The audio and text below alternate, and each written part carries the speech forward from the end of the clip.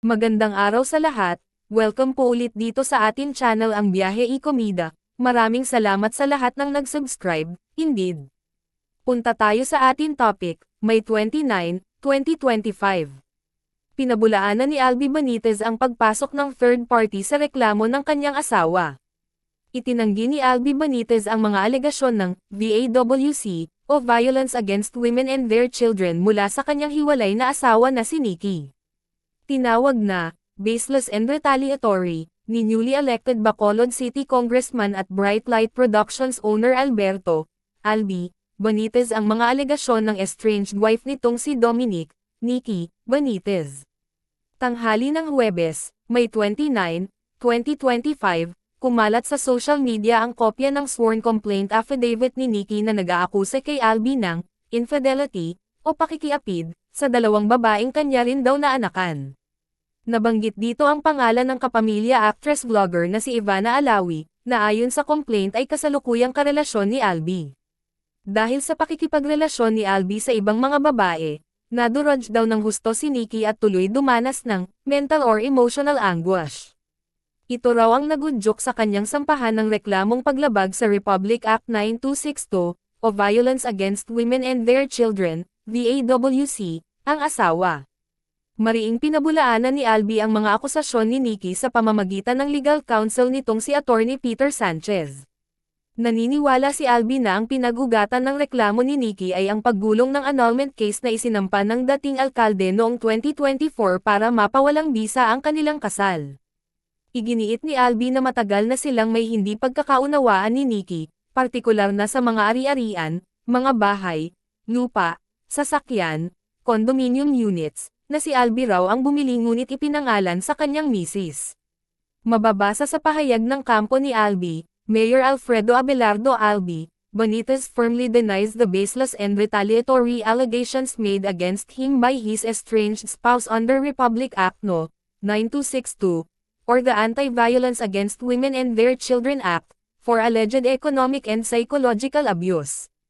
This case was filed shortly after Mayor Benitez initiated annulment proceedings in 2024, raising serious doubts about the complainant's motives. The VAWC complaint hinges on allegations dating back as far as 21 years ago. Every property acquired during the marriage, including the multi-million peso residences in Forbes Park and Dasmariñas Village, was fully paid for by Mayor Benitez using his own resources, but titled in the name of the complainant, Dominic Lopez Benitez. This also includes high-value assets such as condominium units, luxury vehicles, and a substantial amount of publicly listed shares, all of which were funded by Mayor Benitez but registered under her name. Ayon pa rin sa statement ng kanyang abogado, despite a judicial dissolution of their property regime in 2004, Mayor Benitez continued to provide not just ordinary support but a high standard of living, shouldering personal, household, and even extended family expenses for more than 2 decades. This included the complainant's travel, business ventures, staff, and credit card charges, even long after their separation. Hindi rin daw maintindihan ng kampo ni Albi kung bakit may mga pangalang nadadawat sa personal na isyu nila ni Nikki. Hindi nagbanggit ng pangalan ang abogado ni Albi, ngunit nakasaad sa complaint affidavit ni Nikki ang tungkol sa implied admissions of his current illicit relationship with Ivana Alawi. Tingin daw ni Albi ay taktika lamang ito upang ilihis ang katotohanan at idiin siya sa hindi naman daw niya ginawa. Saad ng abogado ni Albi, it is equally unsettling that a third party has been unnecessarily dragged into this private matter. The mention of individuals unrelated to the merits of the case only serves to divert attention and inflame public sentiment in the complainant's favor. Section 44 of RA 9262 explicitly mandates the confidentiality of all proceedings and parties involved. The unwarranted disclosure of identities and unverified claims constitutes a clear violation of this provision.